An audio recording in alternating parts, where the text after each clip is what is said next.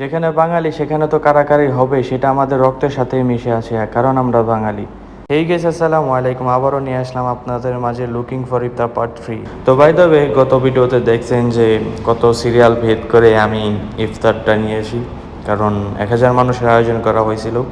তো মসজিদটাও জোশ ছিল। তো আমি এখন যাচ্ছি হলো গুড একটা প্লেস খুঁজতে। তো ফাইনালি আমার একটা প্লেস আমি খুঁজে পেয়েছি। তো এখানে আমি বসবো, আমার লালপারি, তারপর ইফতারের আইটেমে কিন্তু ভালো ভালো জিনিস ছিল, আমি দেখাবো আপনাদেরকে ওপেন করে সব। তো আর আমি বাসা থেকে নিয়ে আসছিলাম জুস, পানি, তারপর লেবন, এসব নিয়ে আসছিলাম। আর ইফতারে আইটেমে ছিল একটা লেবন, একটা ওয়াচার, খেজুর, সমোচা, আর স্যুপ, আর খেপসা ছিল।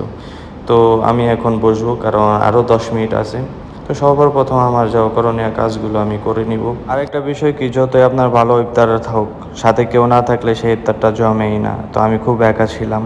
খাবারের আগে হাতটা ধুয়ে নিলাম, অনেক ভালো ছিল, আবার বিলাই ধরছিলাম, তো এই জন্য হাতটা ধুয়ে নিলাম। তো এখন আল্লাহর দরবারে শুকরিয়া জানাচ্ছি যে যে আমাদের উসিলা করে ইফতারগুলো দিছে মসজিদ থেকে 1000 মানুষের, তাদের সেই উসিলাগুলো যেন আল্লাহ পূরণ করে দেখে রমজান মাসে। তো বেদবে আজান দিয়ে দিছে, আমি খেজুর মুখে দিয়ে দিছি।